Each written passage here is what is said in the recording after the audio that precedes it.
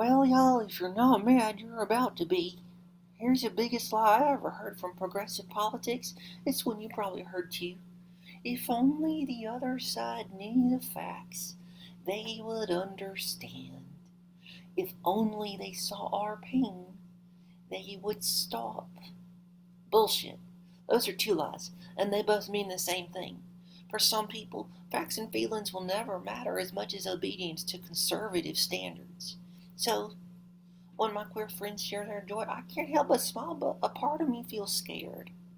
When my trans friends describe what helps them shed dysphoria, I'm instantly filled with compassion, but a part of me is already moving to protect them from a new assault. Because for some people, a queer person's happiness is an infectious joy, but for others, it's like a predator catching a scent of blood.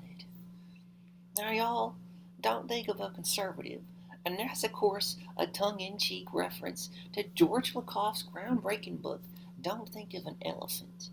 The author divides political identities not according to their arguments, but according to the frame in which a person makes those arguments. To sum up a book that's not that long anyway, Lakoff divides political frames into two groups: strict fathers versus nurturant parents. Strict fathers believe that obedience trumps all. Rules exist for a reason. Our inner selves are wicked and must be resisted at all costs. There's 3 points to this. One, to teach children to always obey without question. A parent must always be prepared to make the pain of disobedience worse for their children than if they'd simply obeyed. 2, discipline and punishment are vital tools for a strict father.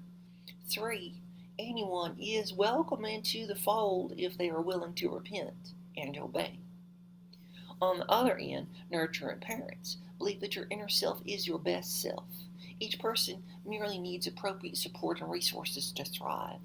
Parents teach children how to thrive in the face of people who will hurt them for being different. These include 4 important points. Number 1, while discipline and punishment may be part of a nurturant parent's toolset, children are raised to believe in their inherent self-worth. Uniqueness and individuality are treasured as parts of an interconnected whole. Number 3, empowering your authentic self will always be better than submitting to a strict father's cruelty. Number 4, order and power are worthless if they rob each person of their authentic selves. For a strict father, men will always be more powerful than women.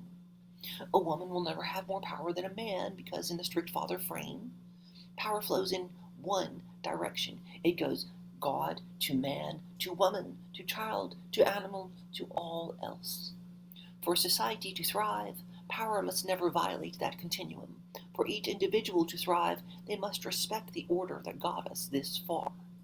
While innovation is encouraged, you'll only do well so long as you respect a strict father's definition of each label, for example, man, child, and the flow of power that keeps man at the top. You can quickly see how queer people end up being a strict father's most common target. So when you tell a strict father what makes feeling queer feel good, you're actually telling them how to hurt you.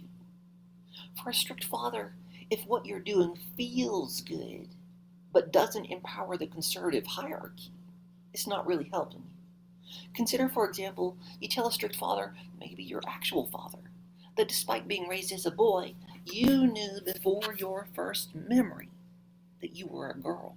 Now you want to grow your hair out, you beg for his support, you need medical help to fight the same kinds of biological obstacles most women face, regardless of the configuration of their genitals.